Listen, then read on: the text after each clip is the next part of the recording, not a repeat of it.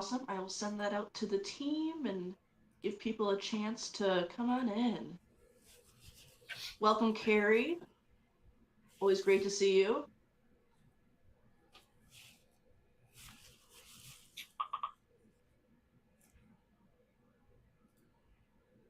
Awesome.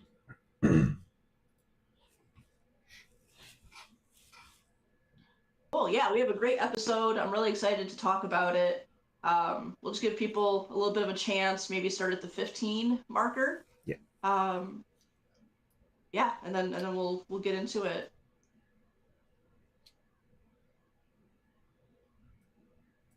Actually, today just learned that, and maybe this is my fault, but November 4th is actually going to be a really big day across the country of voting. So this is just such an apt topic to go over if that is news to anyone else for 2025.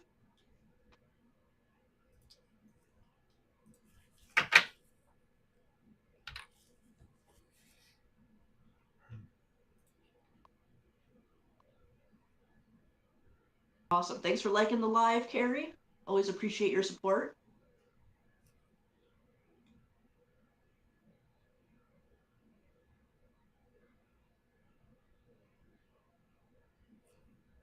Oh, that's awesome, Carrie. Um, yeah, I live in Wisconsin for people who don't know me, and I feel like we get nothing of the sort. Any kind of voter guide, voter help. We mostly just get spam flyers, right? And by the time you get a flyer, you already know who you're going to vote for. Often.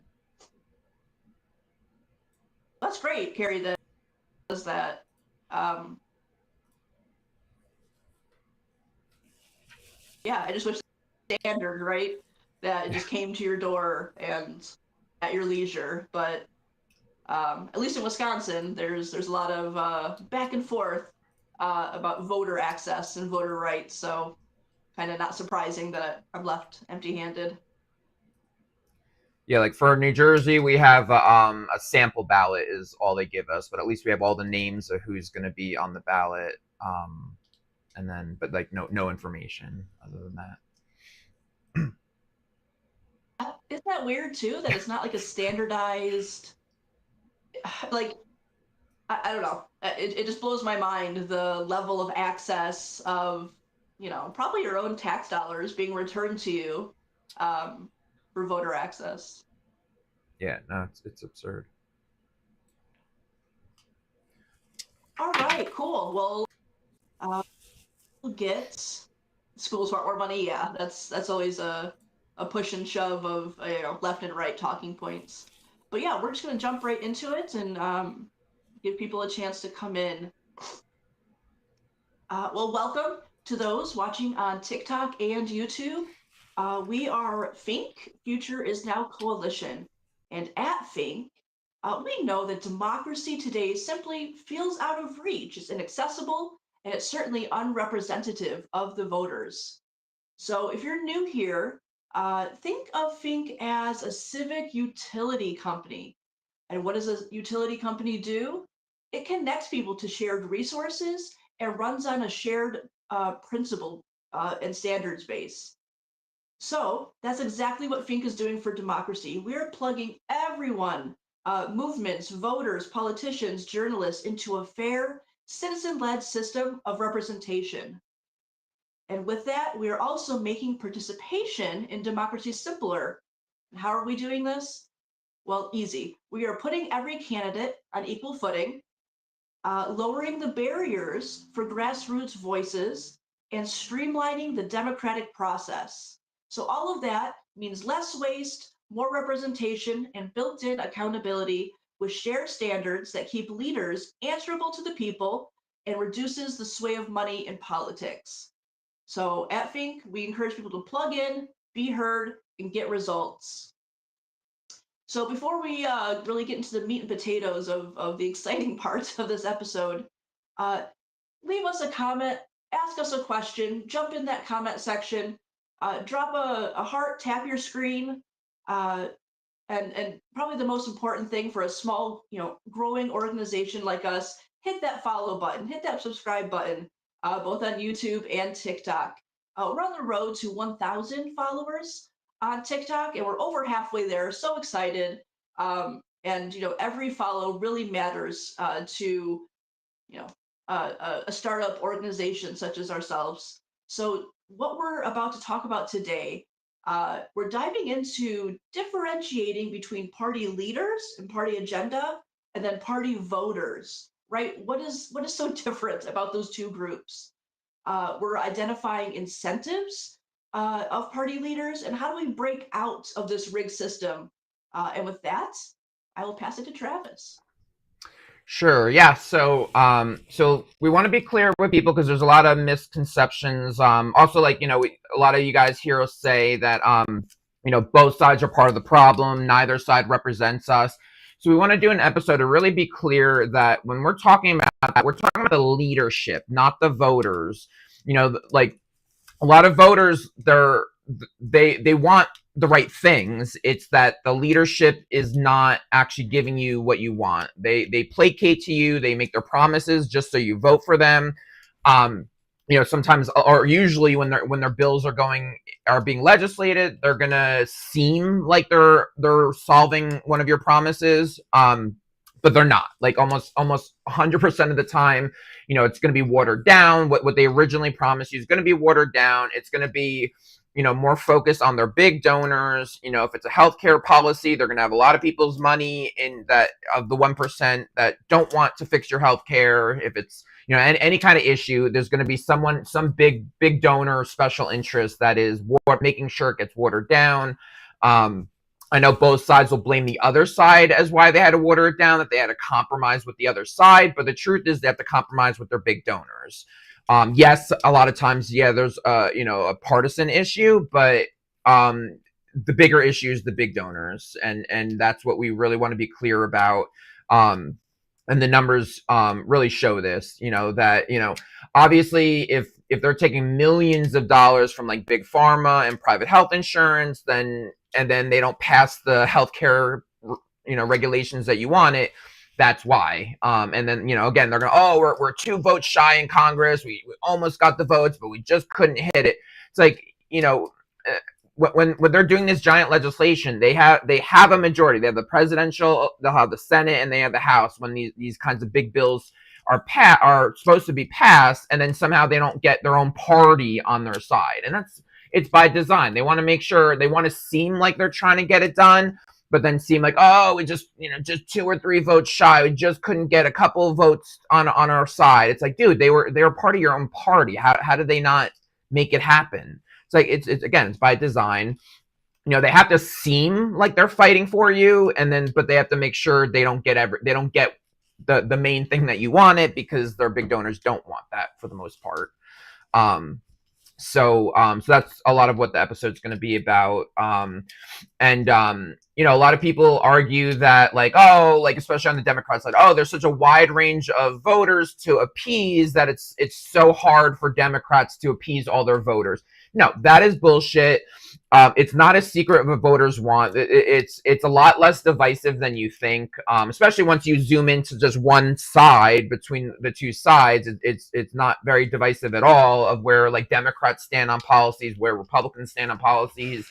So when they say, there's a whole, like, all these different people have different interests, no, it's your big donors have one interest, and the American people have a different interest, and that's the division. So 99% practically on one side, 1% on the other. So of course they're going to give you these excuses. Of course they're not going to be, I'm sorry, we sold our soul and we can't fulfill our promises. Like, they can't say that, so they're going to give you their excuses. But it's time. We're at a time when trust is at its very lowest. Trust in government, trust in media, trust in politicians, for good reasons, because they do lie, they bullshit, and they have these conflicts, and they're not going to be straightforward about these conflicts. Go ahead, Liz. Yeah, for me, like I've filled out some party survey, and there's plenty of polling options, town hall options. It- I just really want to drive home the point that voters yell, we with our vote, with our town hall, with our social media. how many different ways do our party leaders need to actually like know what we care about? So I just wanted to, it's not like it's like Travis said, it's not a secret, and it's more than not a secret. It's blatantly obvious. A quick Google search could make any party leader the hero of the party by just saying, "What do my voters actually want? Great, let me push that forward." Right? Wouldn't that just be amazing if politicians did what we want? And I guess that's the whole point of this episode. Eh, so much of voter participation is this it's like a turning wheel in the mud. It doesn't go anywhere. There's no traction that happens with voter outputs. So yeah, just that disparity that the time voters have to put in to say what we want doesn't equal a vote, in Congress.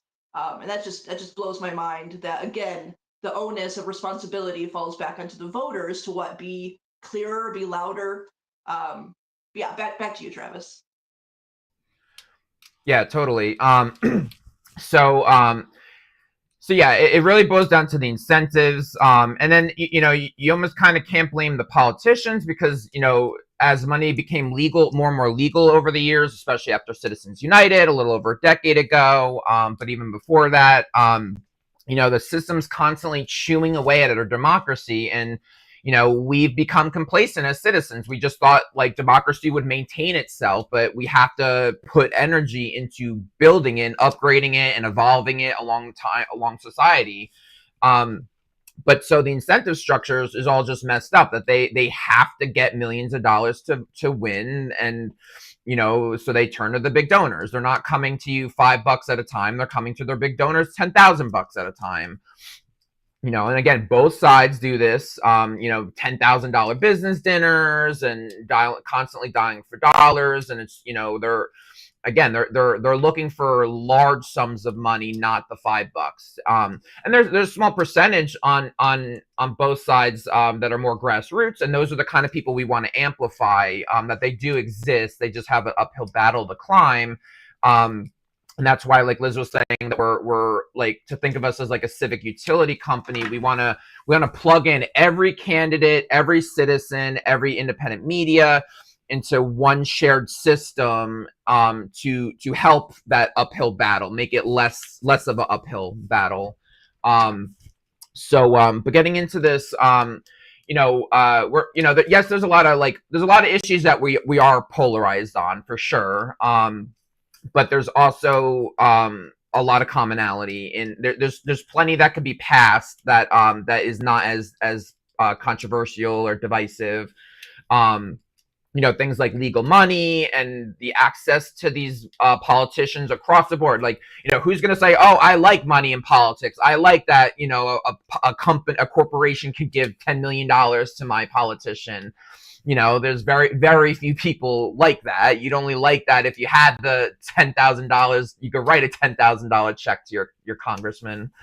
So things like that are across the board. People agree upon. And like people don't like it. They have to chase their donors, the consultants. Right now it's a total consultant thing. There's like, the politicians give millions to these consultants, and the consultants it's so ironic because they're not even pointing them in the right direction. Like, for example, they make them spend so much money on commercials when it's statistically proven that commercials don't even impact us anymore. Like our younger generations, we know to like kind of zone out when we're seeing an advertisement. So the consultants, because the consultants, they get paid based on how much money they spend. They get like a commission, so they just want to spend the money, and then they make money by spending your money. It's just kind of ironic. You'd think it'd be like the incentive should be more about bang for your buck rather than how much money you spend of the politician. It's just kind of crazy. Yeah, real quick, Travis, that I didn't even know that blows my mind, and that just goes back to part of our mission where we're really trying to make a system where merit has a chance to beat money. If everyone at the top stays at the top based on, honestly, at this point, probably with the billions of dollars being moved around, what incentive is there to even talk to us, to even look at us, if they can stay in power by just moving this gargantuan monopoly money around? So yeah, even the behind the stage people like consultants of politics, uh, big money is influencing what is whispered into the politician's ear, and that connection is crazy to me. Yeah, totally. No, the consultants. I'm not like a super expert on it, but I've heard a lot about how that works. I mean, probably one day we'll do a whole episode diving into the consultant stuff because I know that's a huge part of the sliminess of how Congress is. Um, but anyway, yeah. So, kind of in a nutshell, like, so the current system, it's like the politicians, they're big donors, consultants, they're mainstream media, establishment media. They built this ecosystem of like, all right, like they shove their people down our throats of like who's electable. If they don't like somebody, that means they're not viable. It's not because they are not popular. No, they don't look at those numbers. It's been proven. It could be the most popular politician in the country. If they don't like them, that person's not viable. um, so the media machine, the consultants, and the big donors and the politicians, basically choose our candidates for us. The No Kings protest is coming up, and we want to be clear that it works on both sides. It's essentially it's like we get chosen two kings, and then we get to pick between two kings, and that's democracy. And it's not just the one person has necessarily the power, but it's this establishment machine. So you have the left establishment or the right establishment. And ultimately, a lot of those that are bribing them are a lot of the same people anyway. So anyway, so a lot of the issues that a lot of most voters in this country would agree on is around holding politicians accountable to their promises, transparency. Yes, money in politics, it is transparent. You can look up who's funding who, but it's not easy. So, I think we talk a lot about accessible transparency. There's one thing that you have the information disclosed, like even a lot of nonprofits is like, oh, well, we have all our numbers disclosed. It's like, okay, yeah, I just have to search through a 10,000 page book to see what you're spending your money on. I don't know what the hell I'm looking at. So that's not accessible transparency. To me, that's almost not even transparency at all. So what we're pushing for is accessible transparency, where an average American can at least get some understanding of, okay, what generally, where's your money coming from? Generally, how are you with your promises being fulfilled?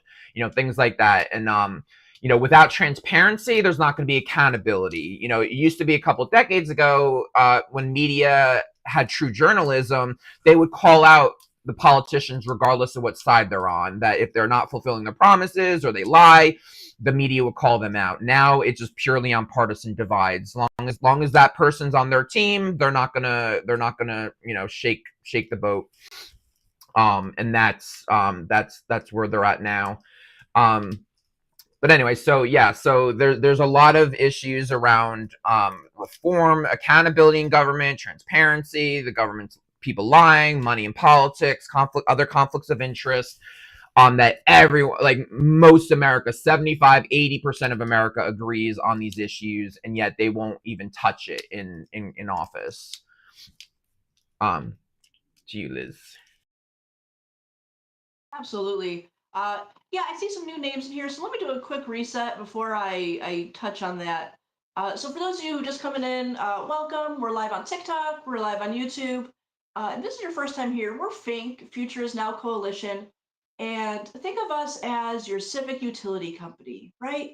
One system that makes democracy fairer, simpler, and accountable, right, to the people. We are making sure that every candidate is seen, every citizen heard, and every journalist is free to speak. So, what does that mean overall? Well, if we could have a system where less waste is possible, more representation is happening, and real accountability is just baked into the system, well, gosh, isn't that democracy? So, we're building the system based on shared standards that keep leaders answerable to the people and not donors, which is part of what we're talking about today. So, again, welcome to our channel. If you're just joining us, feel free to drop a question, a comment in the chat section. We love chatting with you guys. And hit that follow button, right? We're a growing organization and we're trying to hit 1,000. We're over halfway there. And every follow really helps both with the number, but just a growing organization. We really rely on community support. So today, if you're just jumping in, we're talking about, gosh, why do voters not get what they want? And how do we distinguish at Fink party leaders versus party voters and what that disconnect is? And like Travis was saying, there are broad swaths of issues that, regardless of party, regardless of a lot of things, voters agree on. But gosh, if we agree on things and we as voters can agree on things across the aisle, why is that not reflected in Congress? No surprise that I think we're saying money, incentives, and staying in power. The concentration of power is a big reason why. Yeah, welcome to everyone. And with that, I will pass it back to Travis. Yeah, totally. So we have some statistics to back what we're saying here.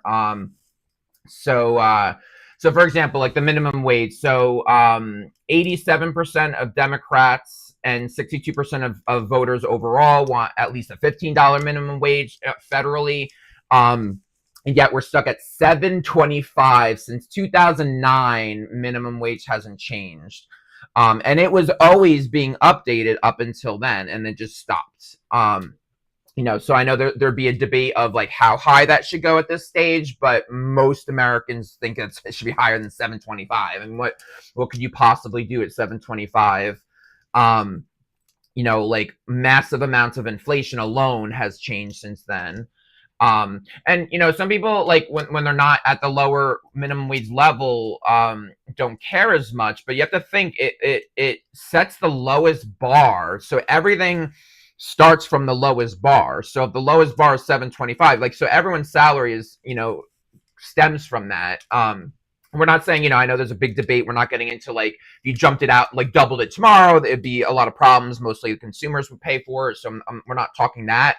Just the point is, it should have been inching up over this time, and that most Americans agree with that. Marijuana, 70% of Americans agree they want federal marijuana laws to be supported. There's so much tax dollars wasted where a state has it legal and yet the federal government gets involved and penalizes people. They softened that a little bit a little bit a decade ago, before there'd even be like raids on legal dispensaries. Like that was crazy, and it probably still happens a little bit. I haven't done too much diving into that, but anyway, 70%. Like come on, like if we were in a democracy, if 70% of America wants something, like that should be pretty much no brainer for Congress. And then healthcare is a big one. So Democrats obviously favor more public role, possibly like a Medicare for all type system. Most Democrats believe in Medicare for all, and yet they're on their side. They can't even get a public option on that side. And again, we're neutral. We're not here to say whether Medicare for all type things is the answer, but the point is that the Democratic voters want it, and yet their leadership can't even get like a public option. So, so we're not saying necessarily if it's the right thing or not. That's for America to decide. But the point is they're not getting what their vote, the voters are not getting what they are asking for. And then they even just like, Can I jump in? Okay. Oh, sorry. I was going to say, like, things like healthcare and different things are probably always going to be a public talking point. But gosh, it's 2025. And maybe this is showing my personal political leaning, but why are we still talking about marijuana? Why are we still talking about certain issues? Like, shouldn't we be talking about like the breaking edge of society, like AI access? I, so this cycle of voters show up, say they want something, leadership doesn't do that thing, so it's almost like we're talking in the past. And I hope that makes sense to people. It does not move society along for this disconnect to be happening.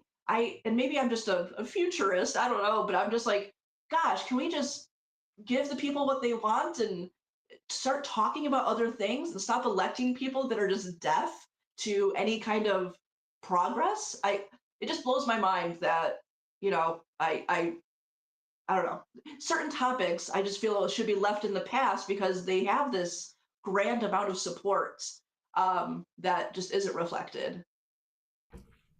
Yeah, totally. Yeah, it's ridiculous. Yeah, like how are we ever gonna move forward if we're talking about issues that like were resolved in like the 60s and 70s, and we're still fighting over it. We have a clear majority that wants to put it to rest. Like, again, nothing should be questioned if you have at least like, come on, if 70% of America agrees on something, like, right now it feels like you can't even get like 20% of people agreeing on something, let alone 70. So there's all these things that 70% of America can agree on.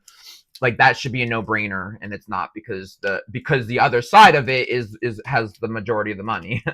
um so getting on the and the last thing on the Democrat side, so the Democrat favorability, I mean, at the highest levels in the last like year or so, their favorability at most hits into the 30s. A lot of times it's in the 20s. I think right now, like, Democrats in Congress is in the 20 percentiles of approval. And again, their policies are not unpopular with their voters. Democrats want Democrat policies, but they're pissed off at the leaders because the leaders aren't delivering on those promises. That's the distinction that we want to be clear about. And the same with Republicans. Like, the voters are clear on what they would want, and then that's not how it turns out once everything comes into fruition. So looking at some of the stats on the GOP side, the Republican side, I mean, even like 70-80% of Republicans support national universal background checks, and yet the GOP blocks that each time. IVF, in vitro fertilization. Let's see, Republicans, that majority of Republicans support protecting access to IVF, and yet the Senate GOP twice blocked it in 2024. Social Security is one of the most popular bipartisan favored policies, and has broad bipartisan support, and yet they keep reducing that. So like 3 in 4 Republicans actually want to expand Social Security, and yet leadership always keeps chipping away at that. And then the easiest ones, the ones that we're always about, is like more system level issues. So money's influence. Landmark and newer studies show that elites and big donors have strong influence. Like, all the stats show, just follow the money. That's that's where the policies are getting written. And the average citizen has very little influence, almost a 0% influence on legislation. It's pretty much all of, like, who's funding, who's giving them the big money, basically. Go ahead, Liz. Stuff like IVF, Social Security, to me, it's, yeah, you can break those up by kind of party stances, but IVF deals with, usually women, and women are across both party aisles. Social Security, old people, or even disabled people, right? That goes across party lines. So even that, like, hearing those Republican favorability for those stances actually is a bit shocking to me. I guess I'm super guilty of seeing Republicans in kind of a broad stroke. So to see that kind of support for things that matter to me as a woman who's hoping to grow my family, and then I have family on Social Security. So I just really want people to take home that, you know, if and when things are presented as, oh, the other party is the reason you don't have that, oh, we couldn't get enough votes, oh, XYZ, look beyond that. Look at what the actual statistics are saying about voter support. And maybe when they say, oh, whatever, or Democrats hate whatever, are they actually party leaders not supporting those positions? And are voters the ones that, agree with you on something? So I just want there's such opportunity for across the aisle, but then let's bring in third parties and independents for these supportive issues that do have this broad swath of things. But if you're only things as red versus blue, you take away things that are across the aisle, right? Gender, age, um, whatever disability. So I just wanted to throw that in that it kind of dehumanizes the topic when you just talk about it in party lines. Yeah, totally. Yeah, I mean that's the thing. Like, I mean, we talk about this all the time that Democrats and Republicans, like, just sticking us in two boxes, it just does not work, and it hasn't worked for a long time, arguably ever. Um, and Yeah, so yeah, all the numbers would shock you.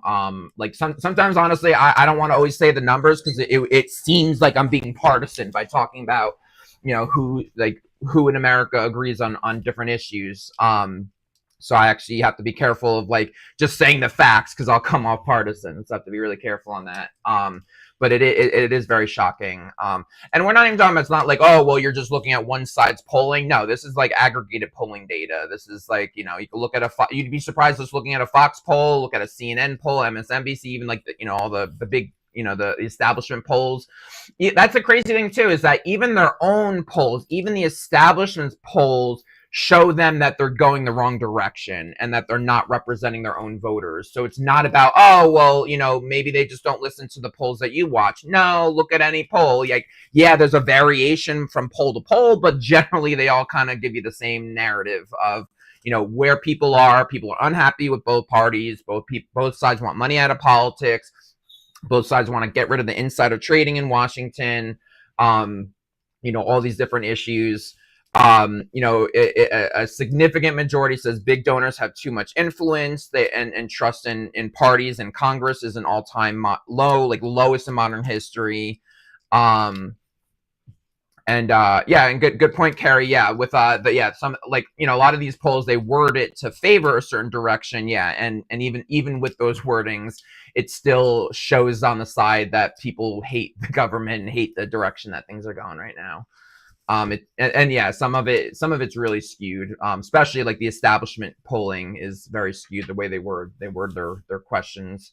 Yeah, so a big donor is 3 to 4 times more likely to get a meeting with a senior lawmaker than a non-donor. So there's just, stat after stat about how, like, people, you need money to buy influence with a politician, and that's a very dangerous thing. Like, these are supposed to be civil servants. They are meant to talk to all voters, and they do not do that anymore. I mean, they're barely going to town halls anymore. They're not even doing the town halls. Like, that's insane. How is that not a requirement? I know that's something like Carrie talks about all the time, that, like, that should be part of your job. You should be absolutely required to go to town halls and actually listen to your voters. Yeah, sometimes you're going to get yelled at, and sometimes you actually deserve to get yelled at because you're not actually representing them. And you can pretend that it's just the other party in my town hall. No, that's not. Check your poll, check your own polling. It's not. You're wrong. You're lying about it.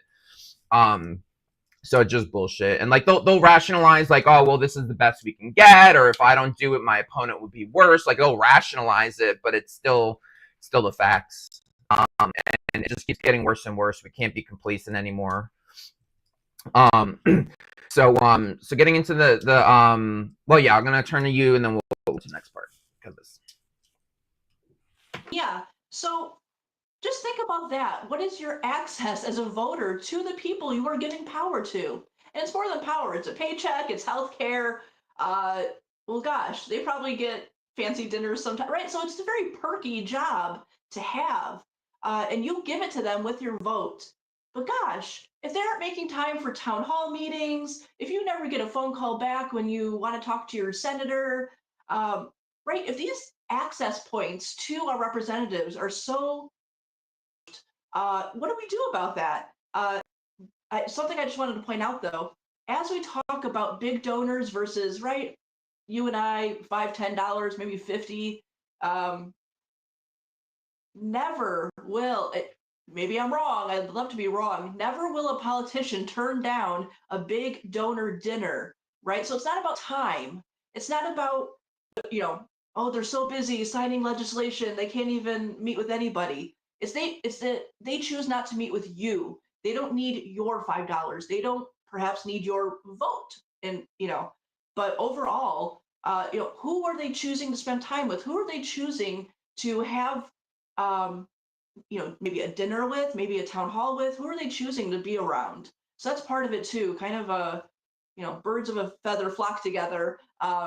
So just kind of start analyzing, start demanding more of the people we give such power to. I'll pass it back to you, Trent. Yeah, great points. Yeah, so a lot of it is so there's like a fundraising treadmill. So leaders are forced to optimize for donors, their media, their echo chambers. And again, a lot of it in a lot of ways, it's not really their fault. That's why like what our plans are about is building an alternative system. So imagine like, this current system is corrupt. In order to win, you have to play ball, you have to buy in, sell your soul. We're building an alternative system that's grassroots, that third parties can be part of, independents, even Democrats, Republicans, grassroots, anything that's not status quo, anyone that hasn't sold their soul and likes this broken system, allowed to build a different way to campaign, a different way to interact with citizens. And there's millions of politicians that would love this, that we're already slowly starting to connect to. There's millions of good candidates that want to win, and it's harder for them to raise the money. They get drowned out. The media establishment won't put them on camera. There's a lot of disadvantages they have, but we're building this alternative citizen-owned system that like replaces that. So for example, instead of the establishment media that refuses to give anyone threatening media attention, we're replacing that with independent media and a network of independent voices that can give them a voice. The independent media, they have smaller followers, but you pool them together and then they can amplify a message for a grassroots politician. So that's a lot of what we're building as a solution to counteract the establishment ecosystem, is building a grassroots ecosystem. But so a lot of these incentives, so it's rewarding the party loyalty over delivery. The politicians, there could be even just you want to be a candidate, you're going to run as a Democrat or Republican. The incentive just to be able to win the primary, you have to play ball with the DNC and RNC, and you have to appeal to them. And so you have to be loyal to the party instead of being loyal to your voters.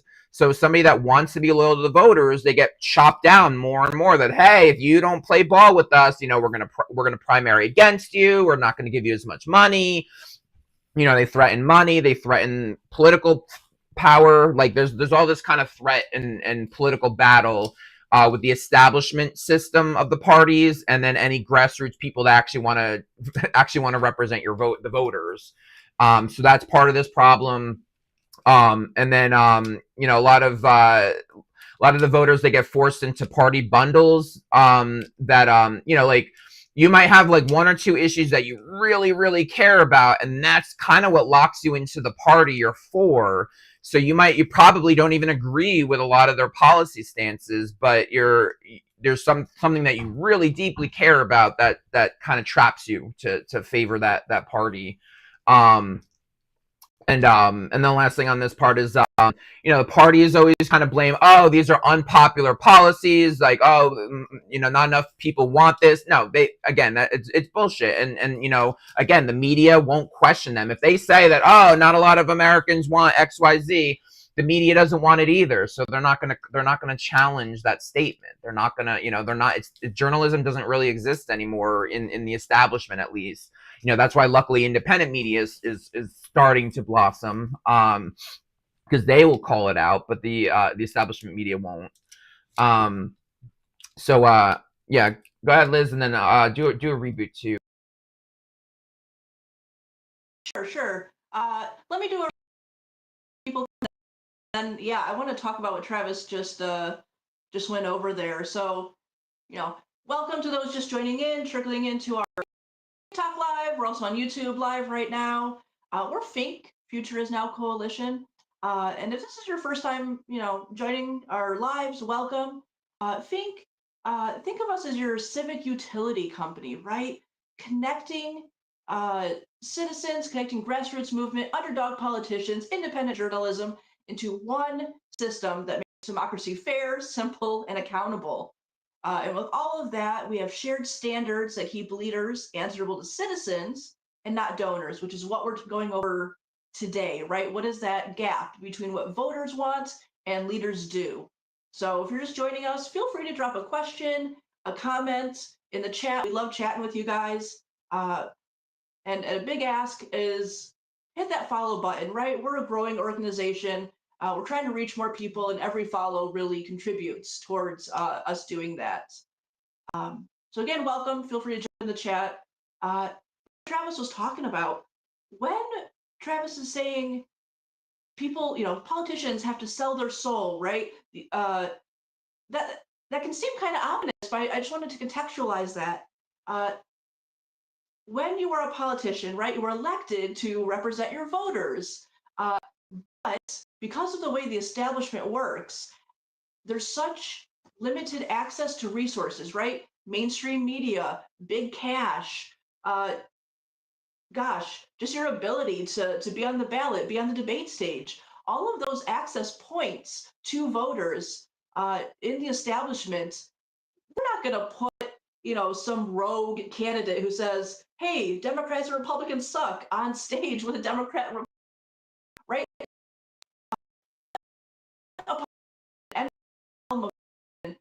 They can either serve the people who got them there, right? The voters, their constituents. They could talk to them, they could serve them, they could vote for them, or literally they could choose access to all of these different resources.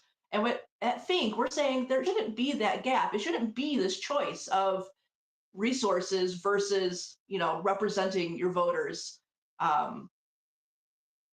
So when we say sell your soul, it's very, very hard, if not impossible, right now to be a truly representative politician and have access to all of the resources that we've been talking about.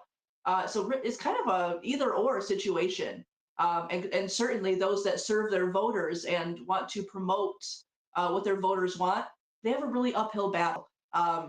So it's this hard decision, where to fall, resources versus, representation. I'll pass it back to Travis. Yeah, totally. And yeah, what Carrie's saying in the chat, that's also a great point too. That when you're supposed to represent the people, it's not just about who elected you. Especially these days, things have gotten so partisan on both sides, that seems almost impossible. But it's true. Like you're not supposed to take a.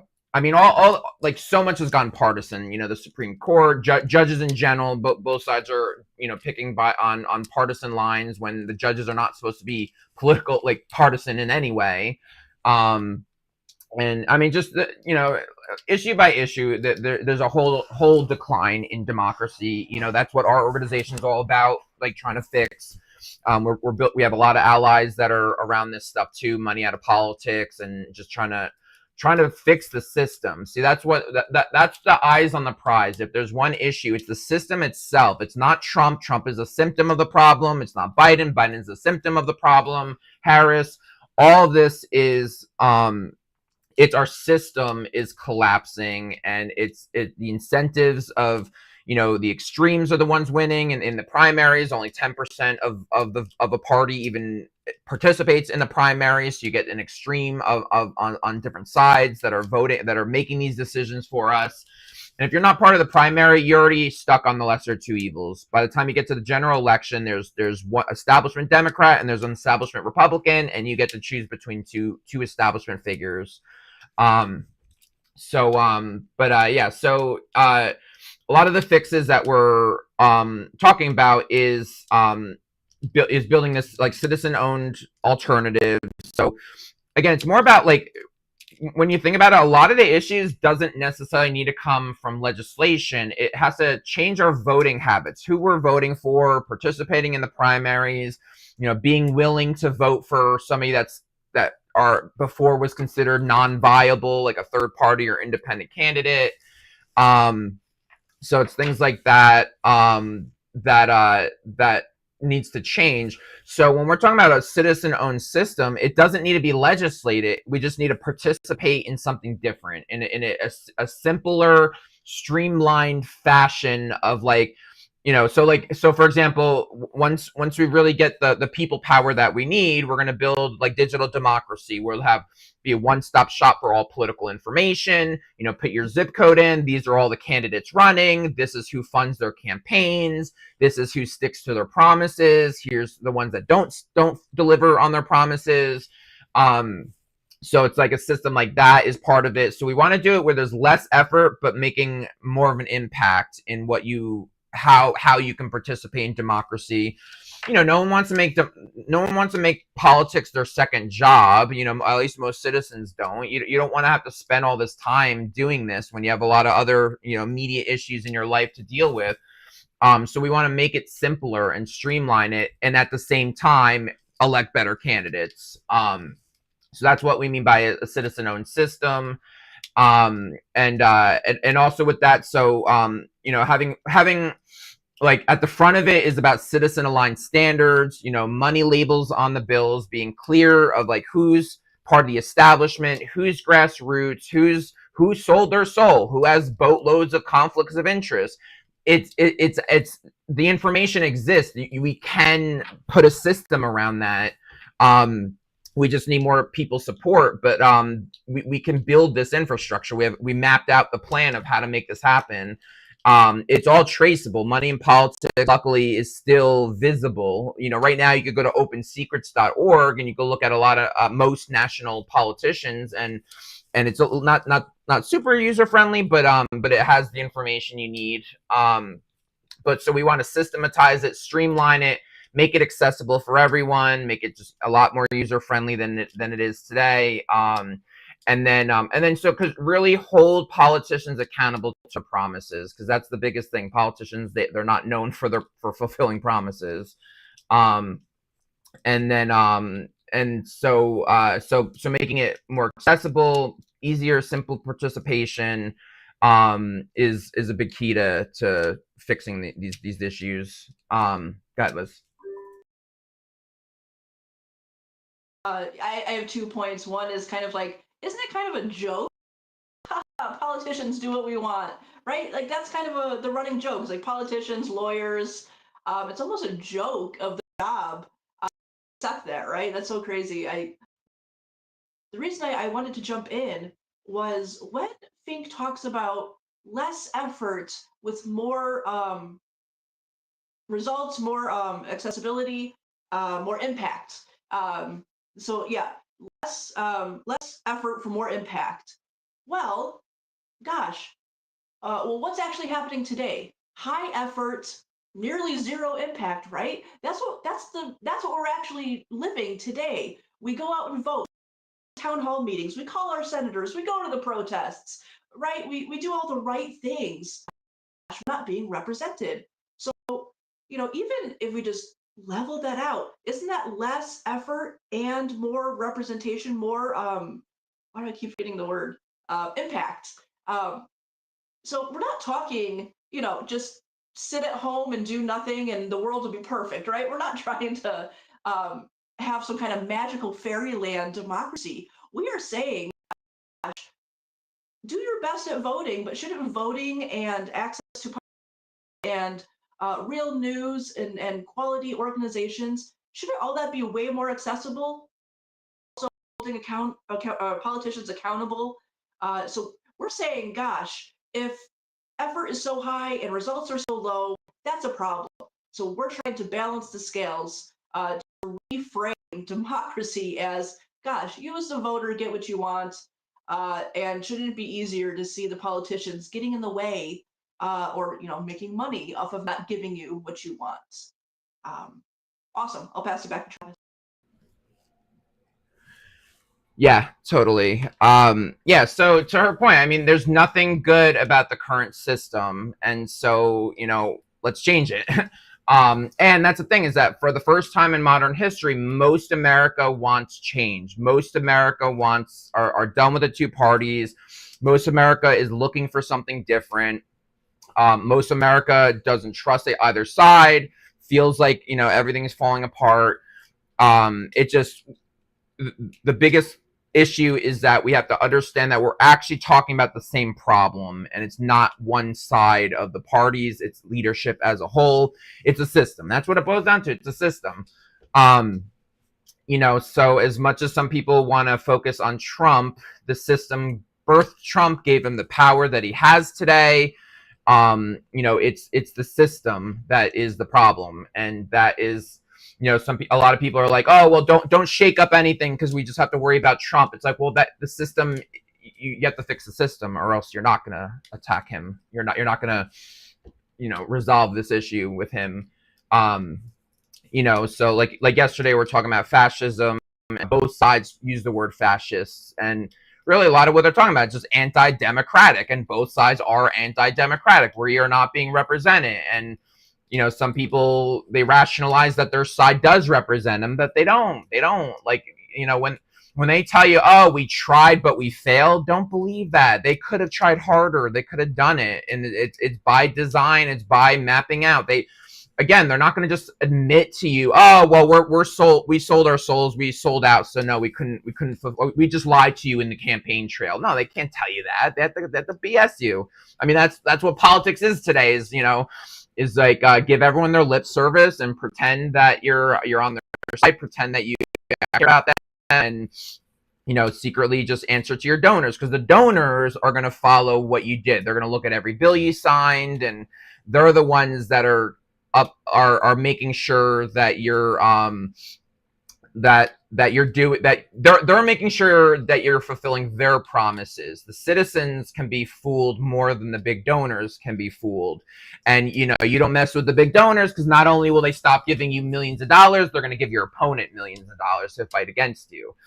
And so that's the kind of threats that are happening right now. So again, this is not about one politician, it's not about one party, it's about the system. And we have an answer, we have a way to empower you, to get you represented, to give you more of a voice. What we're talking about building is something that you can be a part of, as much of a part as you want to be. If you just want to be there to just participate during election time, or you want to help build it out, that's what we call citizen architects, somebody that wants to build out the new standards that come out of this. And it's not about, specifics of like healthcare or social issues or stuff that could get controversial. That'll come in if we could build the right system that allows us to debate with one another. And then when we do have our differences, it sorts out the differences. At the end of the day, it's majority rules, but it's also broken up by districts and by states. And the system was built to be fair. It just got corrupted and corroded and manipulated. It's really the manipulation. But the legal infrastructure is there, and we just have to get less manipulated to vote for yourself, and not vote for the lesser two evils.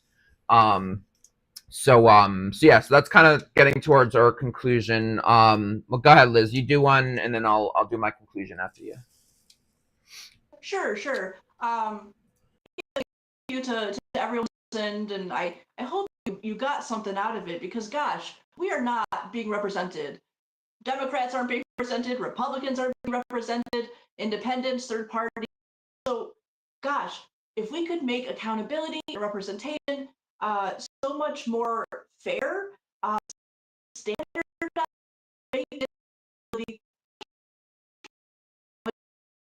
for children, or gosh, ourselves, right? And a better democracy. That we're tired at Fink. We're tired of the BS, the circus nature, just the ability to equal a policy change. And that just seems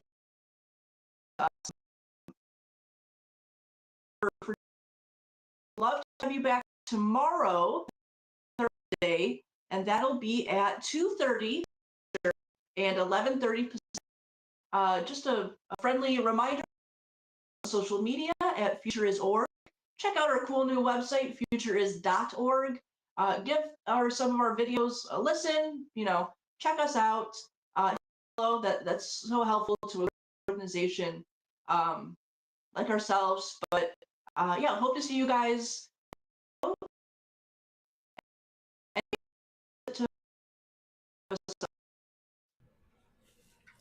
Cool. Thank you. I know we're having a little audio issues on your side. I think people got the gist of it.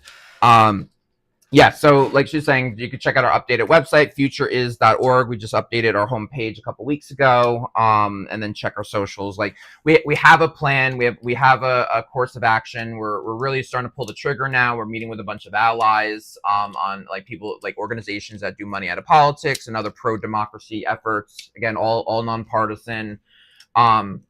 The key is to we have to change the system. It just, again, it's going to keep getting worse.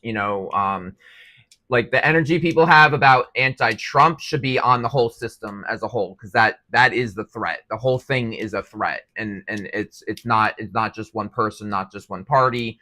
So check us out. There's this like blueprint button at the top on our homepage that gives like a very light outline, and then there's a deeper dive that you can take to really understand what we're doing. And we're really working on some procedures to help you guys on how you can participate, how you can make a difference in your own life and in this system. We're building like certain like worksheets and stuff coming up in the next like week or two. So lots coming up ahead of us. So with that, we'll keep talking to you guys. Definitely engage on our social media. We're responsive, DM, social, DM, email, any way you want to reach out to us. We're here to talk to you. Cool. So with that, we will see you next time. Thank you guys so much.